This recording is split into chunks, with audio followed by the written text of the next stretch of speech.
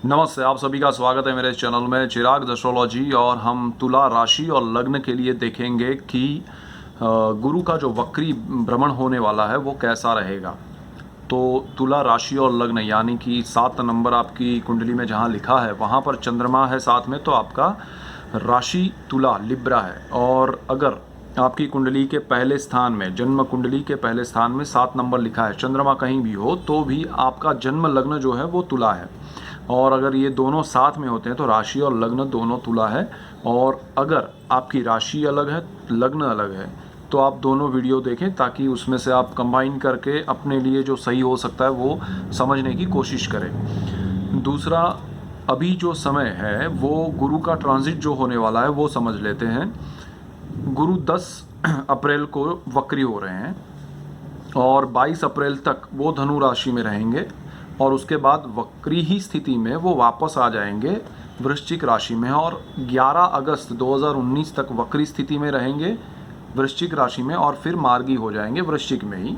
और नवंबर में वो राशि परिवर्तन करके प्रॉपर जो अपना 13 महीने का 13 मंथ्स का जो उनका एक सर्कल होता है ट्रांजिट का, वो नया शुरू करेंगे धनु राशि में जाकर। तो अभी वो बहुत स्पीड में चलते हुए वृश्चिक में उनका नॉर्मल भ्रमण था, उसमें से वो धनु में आ गए हैं ज़्यादा स्पीड की वजह से, और 22 अप्रैल को वापस आ जाएंगे। लेकिन 10 अप्रैल से वो वक्री स्थिति में रहेंगे। तो क्या इफेक्ट्स रहेंगे? अब यहाँ दो चीज़ें हो रही है। एक तो आपका गुरु वक्री धनु राशि में 10 अप्रैल से 22 अप्रैल तक है, और उसके बाद वृश्चिक राशि में 22 अप्रैल रात से 10 अगस्त तक है। तो ये दोनों सिचुएशन में क्या इफेक्ट्स होंगे? गुरु जो है वो आपकी कुंडली में 8 नंबर जहाँ लिखा है वहाँ से 9 नंबर में गए हुए हैं और वहाँ पर 22 अप्रैल तक रहेंगे और वक्री स्थिति में 10 अप्रैल से। तो वो इफेक्ट जो है पहले हम उसकी बात करते हैं। तीसरा स्थान है वो आपका जहाँ पर 9 नंबर लिखा है। आप सडनली किसी बड़े ग्रुप में शामिल हो सकते हैं, आप लोगों से जुड़ना आपका शुरू हो जाएगा, आप रिकनेक्ट होने की प्लानिंग कर रहे हैं तो उसमें सक्सेस मिलेगा। बिकॉज थर्ड हाउस जो है वो आपका समय जो है वो बदल देगा, क्योंकि वो आपको लोगों से जोड़ने का काम करता है। वो पब्लिक रिलेशन का भी है, प्रेजेंटेशन का भी है, आपको कम्युनिकेशन का भी है। तो वो आपको बहुत अच्छा रहेगा गुरु का वो ट्रांजिट। उस हिसाब से आपको गुरु ये वक्री स्थिति में है, इसलिए बहुत ज़्यादा स्ट्रॉन्ग वे में और स्पीड में ये आपके लिए करेगा। उसके बाद यही गुरु जहाँ पर दृष्टियाँ कर रहा है तो वो 7वां स्थान है कुंडली का, भाग्य स्थान है और लक्ष्मी स्थान है। तो ये स्थितियाँ भी बहुत अच्छी है, गुरु की दृष्टियाँ उन स्थानों पर बहुत अच्छी हो रही है और ये स्थान भी बहुत अच्छे हैं। तो जो लोग बिज़नेस में कुछ अपॉर्चुनिटीज़ ढूंढ रहे हैं वो ये वक्री गुरु का जो 10 अप्रैल से 22 अप्रैल तक का समय है उसमें डेफिनेटली कुछ ना कुछ कनेक्शंस बनाएंगे या पाएंगे, उनको कोई ना कोई बेनिफिट हो सकता है। उसके बाद ये जो है भाग्य में तो दृष्टि कर रहे हैं तो वो आपको विदेश के साथ कनेक्ट कर सकते हैं, लोगों से जुड़ना और उसमें सफलता पाना, वो जो सिचुएशन है वो क्रिएट कर सकते हैं। वो बीज बोने वाला जो समय है वो भी ये है। तो आपके लिए बहुत अच्छा समय है उस हिसाब से। और जो काम आपके बहुत समय से पेंडिंग पड़े थे, नहीं हो रहे थे, उसमें आपको डेफिनेट रिजल्ट्स मिल सकते हैं ड्यूरिंग दिस वक्री रेट्रोग्रेड जुपिटर। तो वो एक अच्छा है आपके लिए। और उसके बाद वो लक्ष्मी स्थान को भी देख रहे हैं तो आपको सडनली कोई बेनिफिट मिला, आपको कोई प्रोजेक्ट मिल सकता है, जो जॉब कर रहे हैं, जो बिज़नेस कर रहे हैं उनके लिए, और वो आप अचीव कर सकते हैं। आपको उसमें इंक्रीमेंट मिल सकते हैं, आपको सैलरी में बढ़ोतरी मिल सकती है, आपको बिज़नेस में बेनिफिट हो सकते हैं। सडनली कोई आप प्रोजेक्ट आपकी झोली में आकर गिरे जिसकी आपको वो उम्मीद नहीं थी या पता ही नहीं था, तो ये चीज़ होगी। 22 अप्रैल तक ऐसा कुछ हो सकता है।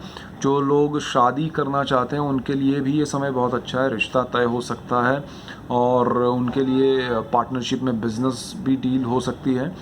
तो ये बहुत अच्छा समय है। और उसके बाद वक्री होकर जो गुरु जा रहा है वापस वृश्चिक राशि में, जो आपकी कुंडली का 2nd हाउस है, वहाँ पर आपको ध्यान रखना है बिकॉज़ वो उसका कारक स्थान है। वैसे भी मैंने गुरु का जो वीडियो बनाया है, जो गुरु का वृश्चिक में भ्रमण, उसमें भी मैंने बोला है, लेकिन अभी वक्री स्थिति में है।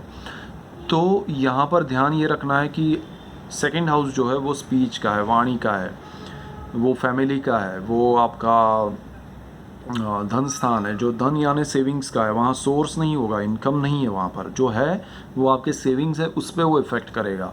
तो वो बहुत इम्पोर्टेंट है, आपके जो सेविंग्स हैं वो खर्च हो सकते हैं किसी भी रीज़न से, और वो ऐसा भी हो सकता है जुपिटर है फिर भी, क्योंकि वो कारक है और कारक वो भाव नाशा है, ये डेफिनेट चीज़ है और ये मैंने बहुत बार देखा। इसलिए आपके उस कारक स्थान में वो गुरु आपके पैसे को जाएंगे तो वापस नहीं आएंगे उस स्थिति में ले जा सकता है, खासकर वक्री होने की वजह से।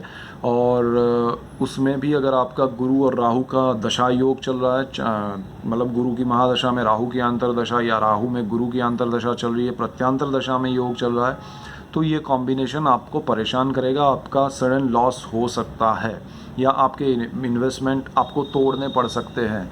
तो ये एक ध्यान रखिएगा, आपकी जो स्पीच है उस पर कंट्रोल रखिएगा थ्रू आउट वक्री गुरु, और इवन मैं कहूँगा थ्रू आउट गुरु आपका धनु राशि में प्रॉपर ट्रांजिट जो नवंबर में करेगा वो नहीं कर रहा है तब तक, और आपके जो फैमिली मेम्बर्स हैं उससे आप दूर रहेंगे उतना बेटर है। बिकॉज क्या है कि आप नज़दीक रहेंगे तो आपकी बातें और आप परमानेंट दूरी क्रिएट करेंगे, सो बेटर है कि आप डिस्टेंस हो तो उसको दूर ही रहिएगा, आप नज़दीक जाने की कोशिश मत कीजिएगा, वो बेटर रहेगा, क्योंकि कब कौन सी चीज़ आपके लिए वो नेगेटिव हो जाए और उनसे आप दूर हो जाए वो हो सकता है। दूसरा, आपका जो गुरु है वो जहाँ पर दृष्टियाँ कर रहा है वो अच्छे स्थान है, यानी कि आपका 6th हाउस है जो जॉब का है, रोग का है, शत्रु का है, तो वहाँ पर आपको बेनिफिट मिलेंगे।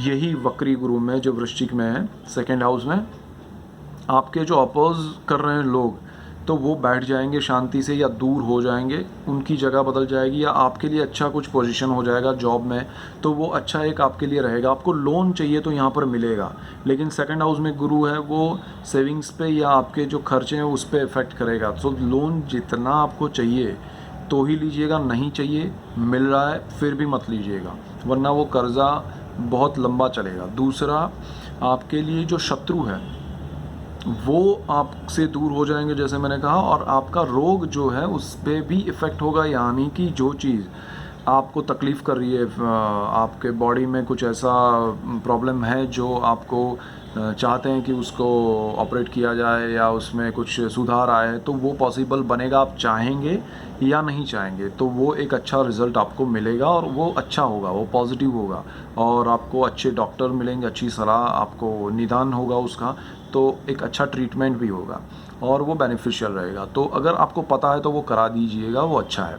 उसके बाद आपको जॉब में प्रमोशन मिल रहा है, जॉब में चांस कुछ मिल रहा है, चेंज मिल रहा है, तो भी ले लीजिएगा, वो अच्छा है आपके लिए।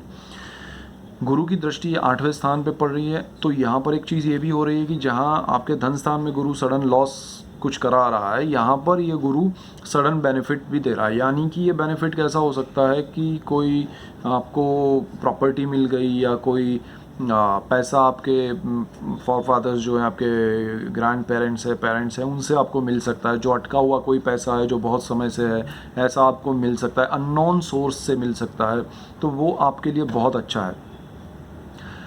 आप जो ज्ञान पाना चाहते हैं, चाहे वो तंत्र हो, मंत्र हो, एस्ट्रोलॉजी हो, वो भी आपके लिए अच्छा समय है ये, लेकिन ये लॉन्ग टर्म के लिए नहीं होगा, ये आपको सडन आप उसमें चले जाएंगे और फिर समय ख़राब करके वापस नहीं आ जाए, वो भी ध्यान रखिएगा। तो ये आपके लिए सिर्फ़ और सिर्फ बाहर से समझने के लिए है तो बहुत अच्छा है, अगर आप अंदर आप चले गए तो आपके लिए अच्छा नहीं है, सो ये ध्यान रखिएगा। दूसरा, आपके लिए जो कर्मस्थान है उस पर गुरु की दृष्टि होगी, तो कर्मस्थान पर गुरु की दृष्टि की वजह से आपको बिजनेस में और जॉब में बहुत बेनिफिट होगा, आपको उसमें पॉजिटिव रिजल्ट्स मिलेंगे। आपके फैमिली से थोड़ा दूर होना पड़ेगा, लेकिन आपको उसमें प्रमोशन मिलेंगे, पोजीशन मिलेगा, पावर मिलेगा, जो एक्सपीरियंस है आपका अब तक का, वो आपको सही मायने में मिलेगा, उसका परिणाम आपको रिज़ल्ट मिलेगा, उसका फ़ायदा मिलेगा। तो उस हिसाब से बहुत अच्छा है। आपके पेरेंट्स के साथ आपकी अच्छी एक ट्यूनिंग होगी, उनसे मिलना होगा, दूर है तो साथ में होंगे, सपोर्ट मिलेगा, वो सब बहुत अच्छा बनेगा। और जो काम आपके अटके हुए हैं, रुके हुए हैं, वो स्पीड में होंगे। तो ये सारी चीज़ें आपके साथ हो सकती है। अभी यहाँ पर जो वक्री गुरु है, जिनकी कुंडली में, जन्म कुंडली का तो वो अभी धनु और वृश्चिक दोनों में जब जब वक्री है तब तब जहाँ पर बेनिफिशियल है वो बहुत है और जहाँ पर नेगेटिव है वो भी बहुत है। जिनका गुरु जन्म का अपनी कुंडली देखिएगा, उसमें आर लिखा है गुरु के पास या वक्री लिखा है, अगर वो वक्री नहीं है तो आपका ये गुरु आपको लॉस भी कम कराएगा, बेनिफिट भी कम कराएगा। लेकिन कंपैरेटिवली मैं बात कर रहा हूँ, वक्री और जो वक्री नहीं है उनकी बात कर रहा हूँ। लेकिन ओवरऑल उस तरह से इफेक्ट रहेंगे कि जो बेनिफिट है वो वक्री है उसको 90% हो रहा है, तो जो वक्री नहीं है उनको 75% होगा। उसी तरह नेगेटिव पॉजिटिव दोनों लीजिएगा और बाकी सब ध्यान रख के आगे बढ़िए प्लानिंग के साथ। सो कोई प्रॉब्लम नहीं है। So that's it for today. Keep watching Chirag astrology. Thank you for watching. God bless you and goodbye. Thank you.